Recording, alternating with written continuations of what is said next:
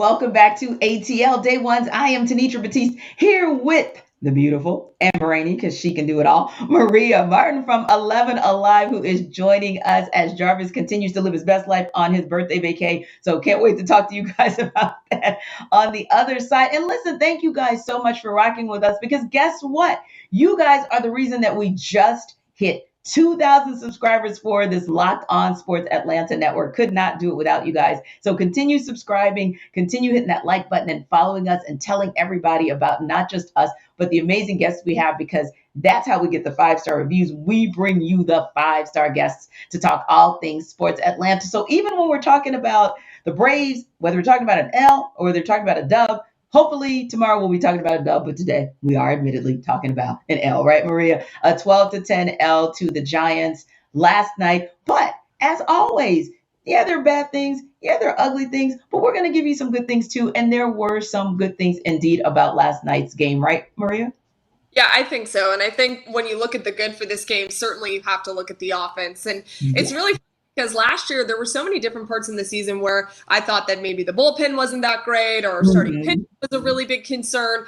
But I feel like every point of the Braves right now is good. I mean, we'll talk Yes. about the specifically in the game against the Giants, but they're in a much better Mhm. position, in my opinion, this year than they were Agreed. last year. But this offense has been consistent from last year to this year, and you're really starting to see the firepower come together, especially from guys like Matt Olson, who have been Yes. up and down so far this season. He was Freddie Mhm. Freeman's replacement at first base, and Yeah. everyone knew that he could rake in Oakland, and we've been waiting to Mhm. see that. He broke through for his first multi-home run game for the Braves last night, Love which it. was Love unfortunate it.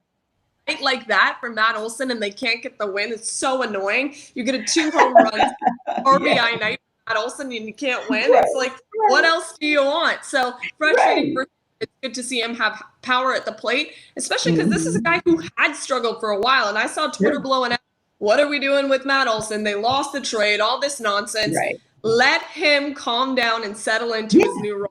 He's going to be fine. The chop house will be fed Matt Olson baseballs for the rest of the season. I think it's going to be good. Yeah, and it was kind of a weird thing, because as we're watching the game, and it was kind of this back and forth, right? But you're thinking to yourself, the Braves, they win games like this. These are the kinds of Yeah. games where their bats come alive, even if it is, a nail biter, bottom of the ninth, cardiac kick situation, they come back, and understandably so.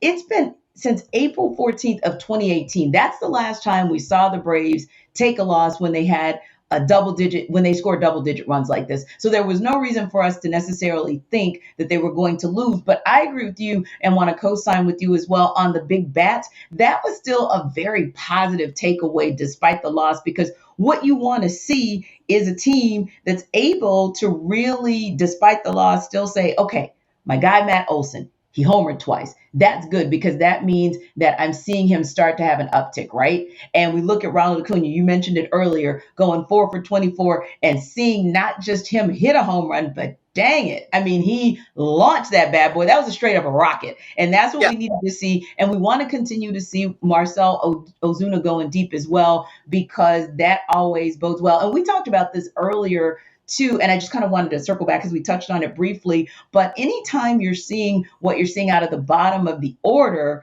and then seeing what Ronald Acuna is able to do as well, that's also such a good takeaway from last night. So yeah, I really like that as the good, our big bats. I thought our big bats were the good of last night. Now, as far as the bad goes, I'm gonna do this, Marie. I'm gonna remix it a little bit, because hey, you and I are the hosts, so we can do what we want to do, right? So the bad is kind of a good, because the call for Michael Harris II, oh my God, 100-mile-per-hour throw, ridiculous. I mean, literally, it was the fastest clocked by a Braves position player, at least this season.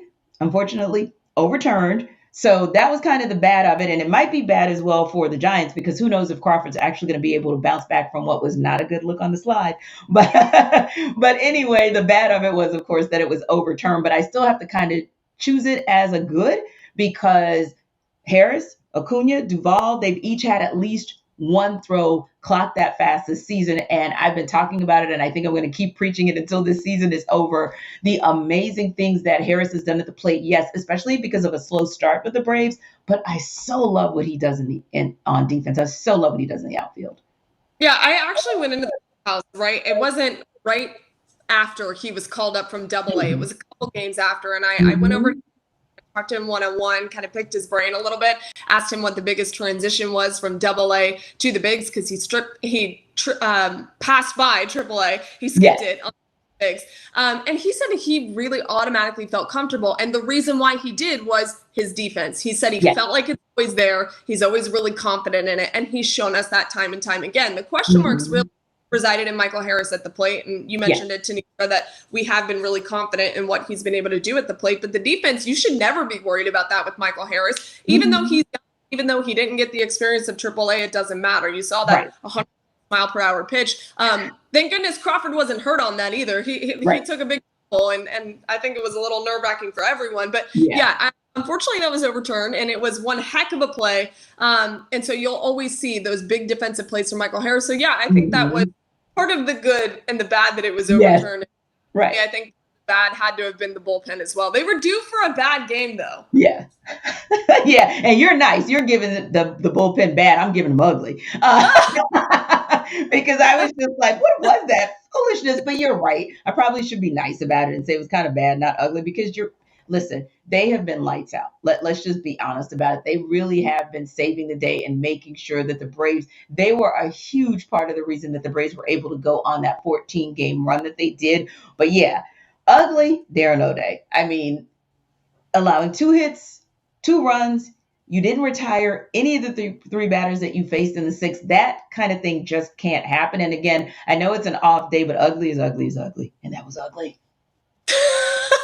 Yeah, I don't necessarily disagree with that. Again, I think they were due for a bad game, and yeah, from Darren O'Day, that just can't happen. I mean, bottom line, it can't. And really, it's interesting because the bullpen was one of our biggest concerns last year until Right. later in the season when the night shift became the night shift. So Mhm. it's good to see that they're collectively good right now, but last night it was ugly, and especially when you've got the offense trying to help you out as much as they did last night. Yeah.